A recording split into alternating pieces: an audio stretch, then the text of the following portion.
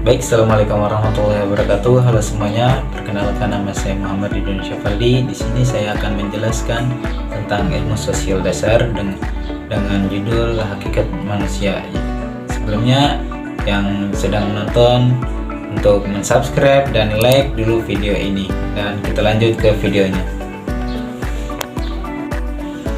Baik, di sini saya akan menjelaskan tentang latar belakang. Pertama-tama, saya di sini akan membacakan terlebih dahulu sebelum menjelaskan tentang latar belakang. Nah, hakikat manusia sebagai makhluk individu dan sosial mencerminkan dualitas yang melekat pada eksistensi manusia. Yang pertama, itu sebagai individu, manusia memiliki keunikan dan kebebasan. Nah, manusia di sini menjelaskan bahwa sebagai makhluk individu, manusia memiliki keunikannya masing-masing dan juga mereka memiliki kebebasannya masing-masing untuk beragama apa, untuk memiliki rumah bagaimana, itu manusia memiliki kebebasannya masing-masing, dan juga manusia itu memiliki keunikannya masing-masing karena tidak bisa semua manusia itu disamaratakan. Seperti itu. Yang kedua, sebagai makhluk sosial, manusia terikat pada interaksi dan hubungan dengan orang lain.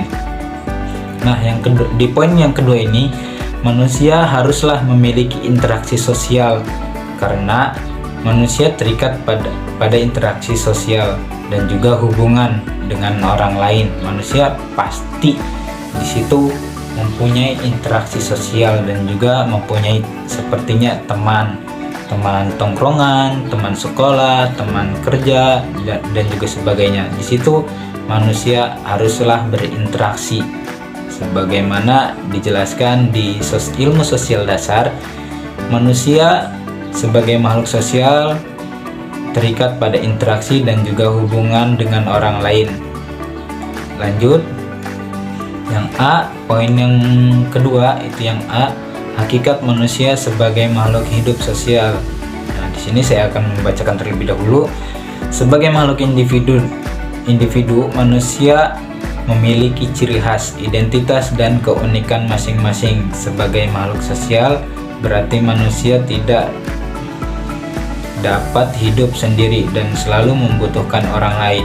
Nah, seperti apa yang saya katakan sebelumnya, itu sebagai makhluk individu, manusia memiliki keunikannya masing-masing dan juga ciri khasnya masing-masing. Tidak bisa manusia itu disamaratakan dengan manusia yang pertama dan juga manusia yang kedua. Nah, lanjut. Untuk identitas tersendiri, manusia memiliki identitasnya masing-masing seperti halnya sidik jari. Di dalam sidik jari itu setiap manusia berbeda-beda. Ya, walaupun itu manusianya ini kembar secara lahir, sidik jari mereka pasti berbeda dan juga tidak bisa disamaratakan.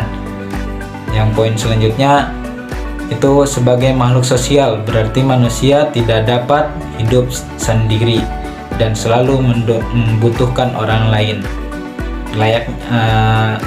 Bukan selayaknya. Jadi di sini menjelaskan, di poin ini menjelaskan bahwasannya manusia itu selalu membutuhkan orang lain, membutuhkan pertolongan orang lain, karena hakikatnya itu manusia tidak dapat hidup sendiri. Mulai dari kita lahir, mulai dari kita besar, itu pasti membutuhkan pertolongan dari orang lain. Seperti halnya contohnya ketika lahir, kita membutuhkan seorang dokter yang mana menangani ketika kita lahir ke dunia. Selanjutnya itu yang poin untuk sebagai makhluk sosial, ya, manusia sebagai makhluk sosial.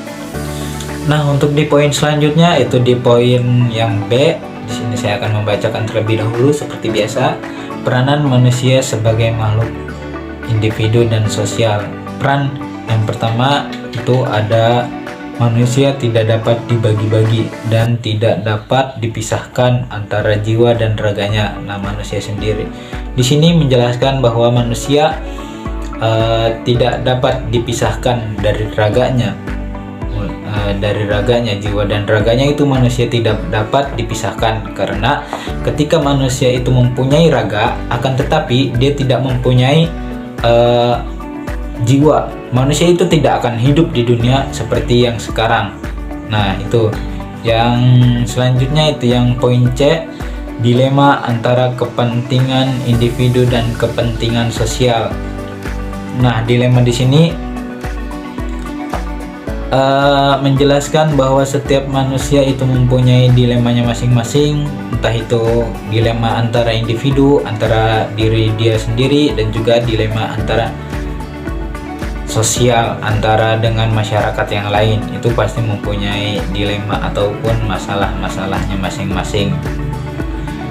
Nah, selanjutnya itu ada beberapa aspek dari dilema ini, seperti kebebasan pribadi dengan tanggung jawab sosial. Yang kedua itu keuntungan pribadi dengan kesejahteraan masyarakat. Yang ketiga itu kepentingan jangka pendek dengan kepentingan jangka panjang. Yang keempat, perbedaan nilai dan juga budaya. Yang selanjutnya, yang terakhir ialah penyelesaian dilema. Nah, itu aspek dari dilema, aspek-aspek dari dilema di setiap manusia, dan juga dilema antara kepentingan individu dan juga kepentingan sosial. Nah, selanjutnya yang terakhir ialah kesimpulan.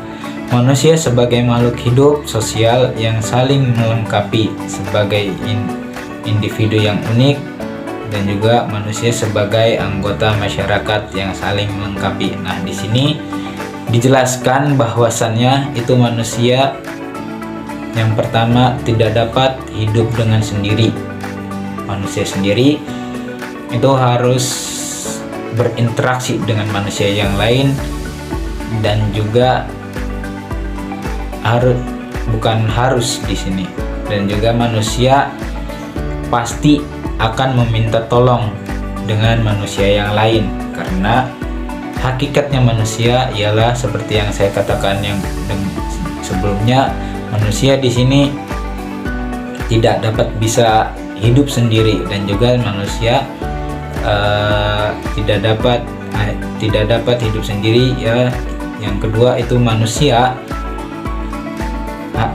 pasti membutuhkan pertolongan orang lain. Nah, seperti itu. Baik, sebelumnya mohon maaf, mungkin sekian dari saya penjelasannya. Untuk lebih lanjutnya bisa kalian tanya-tanya di kolom komentar, dan juga jangan lupa untuk subscribe channel ini yang di bawah ini, yang nama di channel bawah ini. Subscribe, pencet subscribe-nya, dan juga loncengnya bunyiin, atau loncengnya bisa kalian pencet juga, agar apa? Agar ada pemberitahuan baru ketika saya upload video selanjutnya. Baik, mungkin cukup sekian dari saya. Wassalamualaikum warahmatullahi wabarakatuh.